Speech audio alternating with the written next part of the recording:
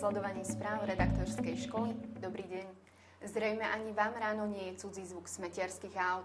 Na odvoz odpadu si ale v Dúbravke zvolili nie práve ideálny čas. Nechcú totiž rušiť premávku a tak namiesto toho rušia ľudí. Stávate na zvuk takéhoto budíka? Obyvateľov Dúbravky budí niečo iné. Musíme si na kontajnerový budíček zvyknúť. Pre redaktorskú školu Veronika Mondočková. Aj keď príroda na jeseň je farebná, o našej nálade sa to povedať nedá. Môže byť dokonca depresívna. V takýchto prípadoch môžete využiť rôzne života budiče. Skúste sa teraz inšpirovať. Jesenné počasie značne ovplyvňuje náladu človeka. Poradíme vám, ako bojovať. Pre redaktorskú školu Inka Galbáčová. Nájsť lásku svojho života nie je jednoduché. Pomôcť nám môže aj milá náhoda v ten správny čas. O stretnutí v električke, ktoré sa stalo osudovým, vám už porozpráva Ivana Šureková. Predstavte si, že by ste v električke stretli lásku svojho života. Nečakané jemne zmeniť váš osud. Pre redaktorskú školu Ivana Šureková.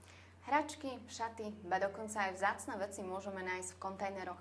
Okrem väčšieho odpadu sa v nich omylom ocitnú aj zaujímavé poklady. Viacerí sa však ostýchame vziať si ich. Aké sú vaše skúsenosti, zisťovala Daniela Hediová. Nábytok, hračky, oblečenie, to všetko dneska ľudia vyhadzujú. Redaktorskú školu Daniela Hediová. Sme na konci, majte sa pekne, dovidenia.